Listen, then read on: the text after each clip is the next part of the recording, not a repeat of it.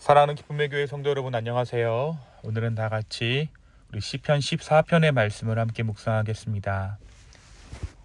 어리석은 자는 그의 마음에 이르기를 하나님이 없다 하는도다.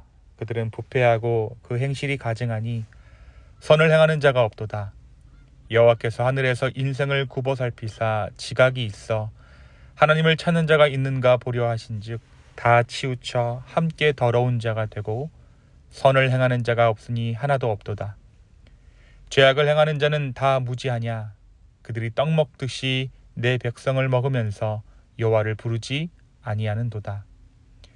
그러나 거기서 그들은 두려워하고 두려워하였으니 하나님이 의인의 세대에 계심이로다.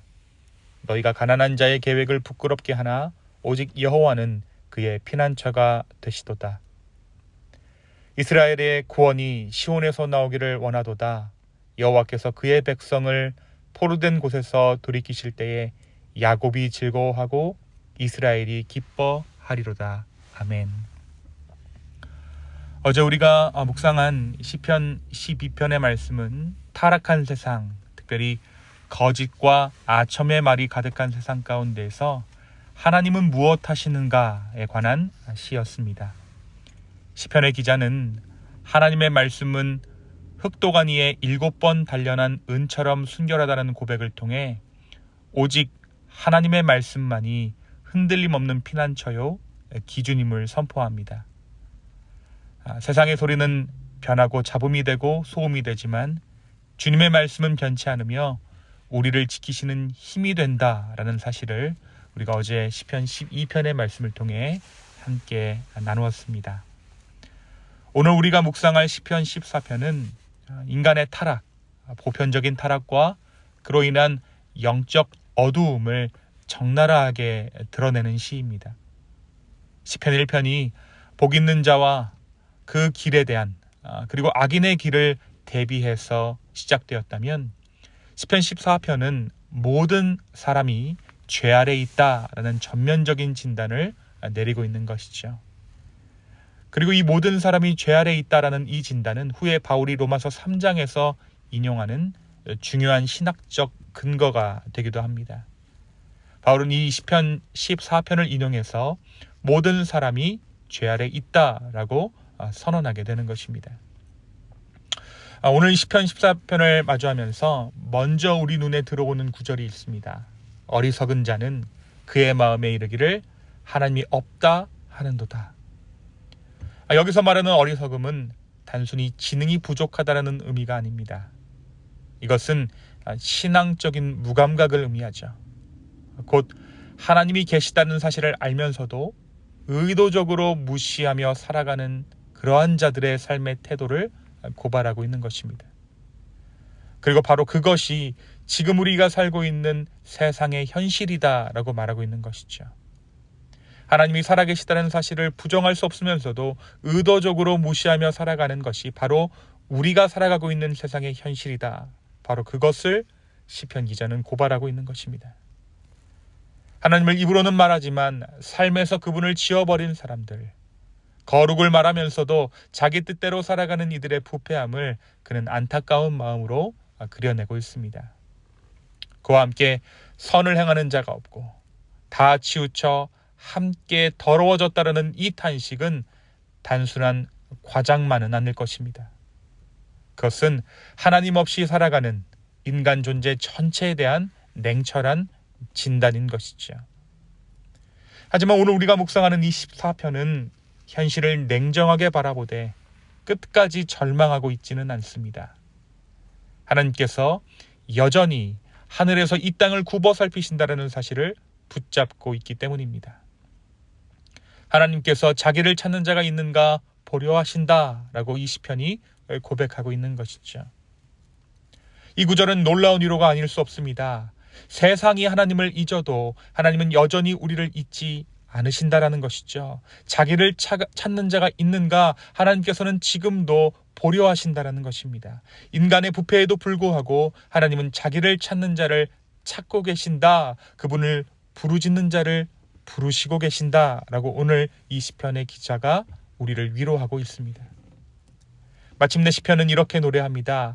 이스라엘의 구원이 시온에서 나오기를 원합니다. 그렇습니다.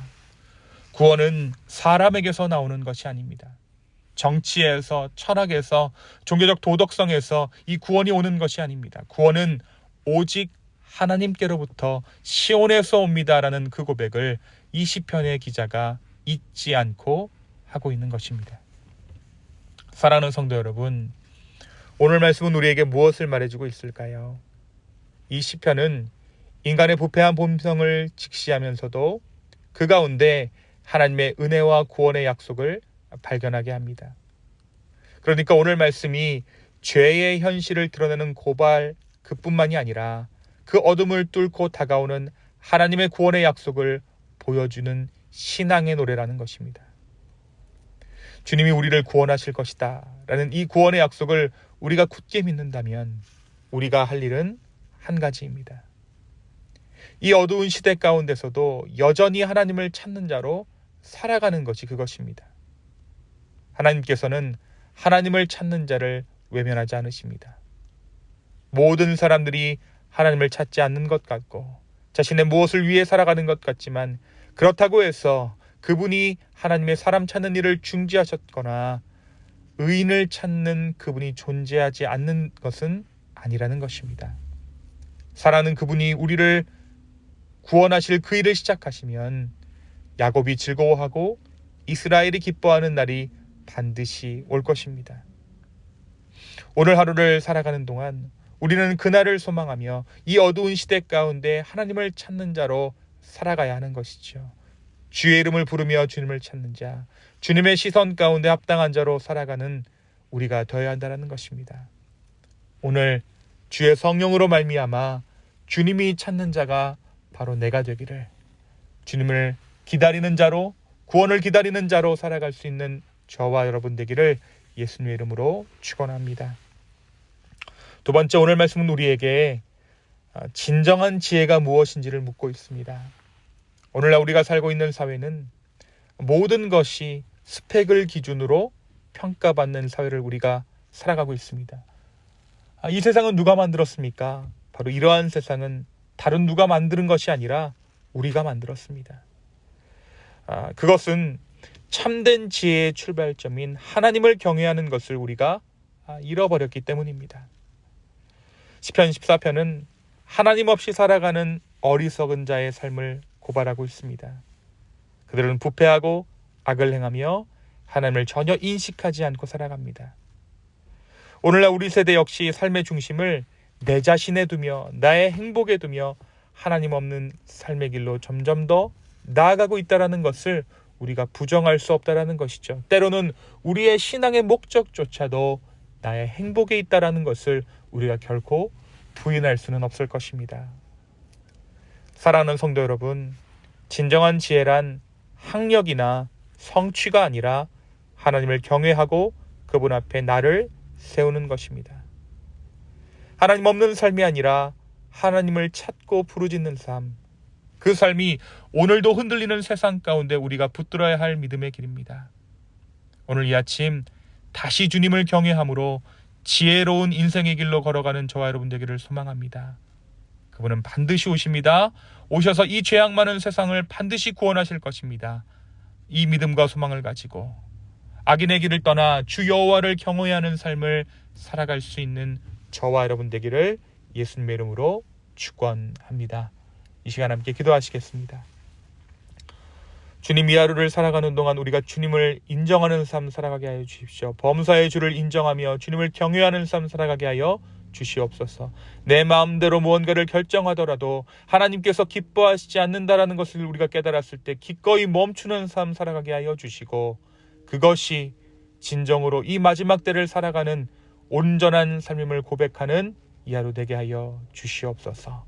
감사합니다. 이 모든 말씀 예수님의 이름으로 기도하였습니다. 아멘.